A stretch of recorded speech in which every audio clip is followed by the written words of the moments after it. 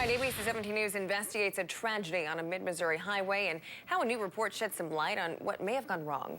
ABC 17's Barry Mangold has been digging into the deadly crash that happened in May. He joins us now at the desk. Barry, this crash killed a woman and 4 children. Yeah, Lucas, Ashley, I got a hold of a preliminary Highway Patrol report which shows that some of the children in the car were not properly restrained and that alcohol was involved. Sitting in the median of Highway 54, you may notice this collection of flowers, crosses, and trinkets. All stand in memory of the family that lost their lives the evening of May 15th. Highway Patrol Sergeant Scott White was there that night and showed me the patrol's paint marks still on the road. You have paint, you have tire marks, and in all honesty, that's going to fade after a while. Those tire marks are going to fade away. That paint is going to end up getting washed away. But I can tell you right now that the memories of that night will not fade away.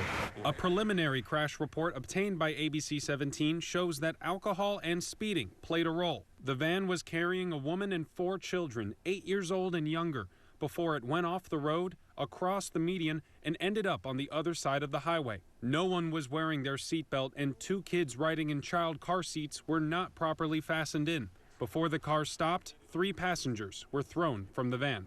I asked White if the result could have changed if everyone was strapped in. Whether or not it could have made a difference, we certainly believe so.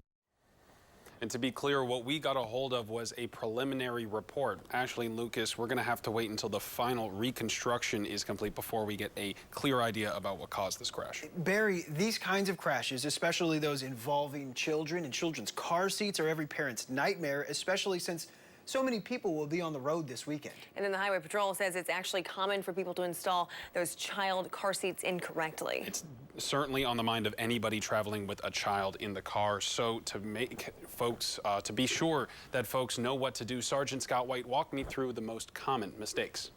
Probably about between 80 and 90% of the car seats that we check, they're installed incorrectly. One tip, before you put in a child car seat, make sure you lock the seatbelt beforehand. What you do is you pull it all the way out. And then once you start feeding it back in, you can hear that clicking. Right there, that seatbelt is locked out. That means you install it while it's locked out. And to get the seat down tight. So we're going to do the 1-inch test, see if we can't move this thing more than 1 inch. You can't even move the seat at all. Actually, when you try to move the car seat, you actually shake the car. And once they're in the seat, once you tighten that up, the child is in here, you go to pinch the belt, you can't even hardly grab the belt, you know that it's tight enough. And you can find that entire demonstration as well as the entire preliminary report that we got a hold of all up on our website at abc17news.com. Good stuff, Barry. Thanks so much.